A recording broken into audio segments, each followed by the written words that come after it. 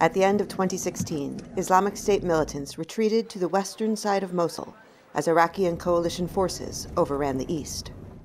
In the months that followed, teachers and students from Mosul University took stock of what was left of their once famous library on the east side of the city.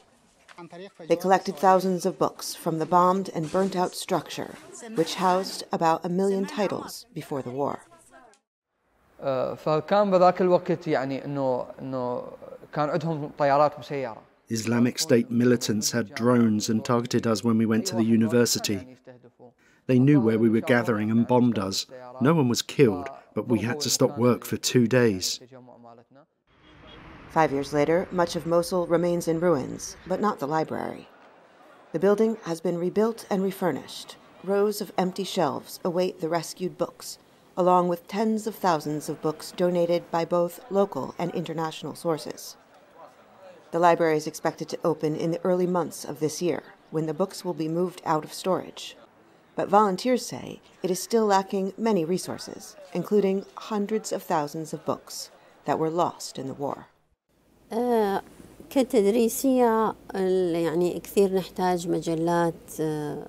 We need access to international journals publishing modern research and new books. We cannot get them, despite resources on the internet.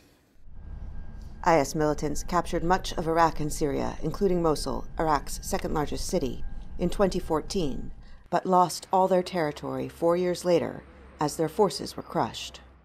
The Battle of Mosul was a gruesome 9-month block-to-block fight that left thousands of civilians dead and many more homeless.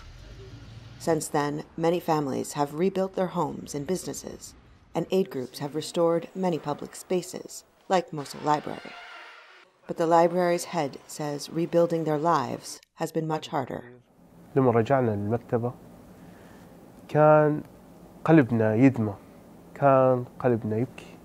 When we returned to the library, our hearts were crying and bleeding from sadness and frustration.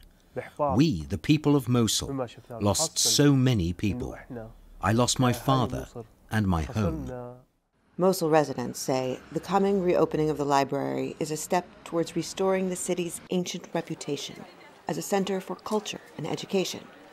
But they say extreme poverty and neglect in much of Mosul makes the library appear to be only a glimmer of hope in what they consider to be a dark and uncertain future.